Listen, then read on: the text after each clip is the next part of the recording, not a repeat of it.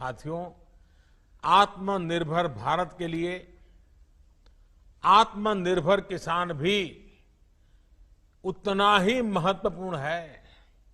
लेकिन इतने वर्षों से हमारे देश में कृषि और किसान को बेवजह के नियमों और कानूनों से बांधकर रखा गया था। आप सब किसान साथी जो सब मेरे सामने बैठे हैं, आप तो खुद ही इतने सालों से इस बेबसी को महसूस कर रहे होंगे। किसान अपनी फसल कहां बेच सकता है, अपनी फसल को स्टोर कर सकता है या नहीं कर सकता है, ये भी तय करने का अधिकार किसान को नहीं दिया गया था।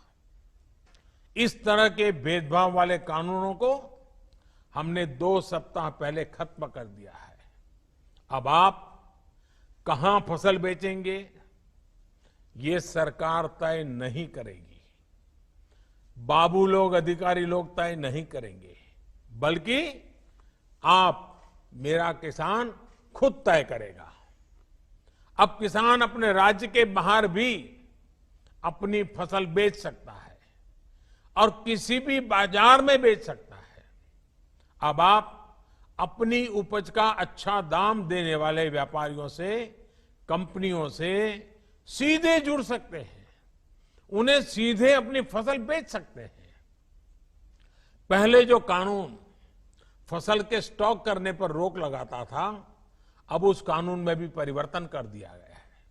साथियों, आत्मनिर्भर भारत पैकेज में किसानों की फसल रखने के लिए कोल्ड स्टोरेज बने, किसानों को सीधे बाजार से जोड़ा जाए, इसके लिए भी 1 लाख करोड़ के निवेश की घोषणा की गई है। जब किसान बाजार से जुड़ेगा तो अपनी फसल को ज्यादा दामों पर बेचने के रास्ते भी खुलेंगे। आपने आत्मनिर्भर भारत अभियान के तहत एक और फैसले के बारे में भी सुना होगा।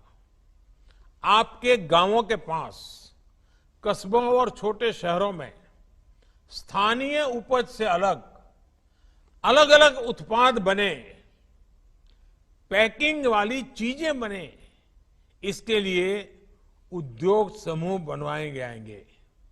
इसका बहुत बड़ा लाभ किसानों को होने जा रहा है। अब जैसे खगड़िया में मक्का की फसल कितनी अच्छी होती है, लेकिन अगर किसान मक्के के उत्पाद बनाने वाली कंपनियों से सीधा जुड़ जाए, खगड़िया की मक्का के लोकल प्रोडक्ट तैयार हो, तो कितना फायदा होगा।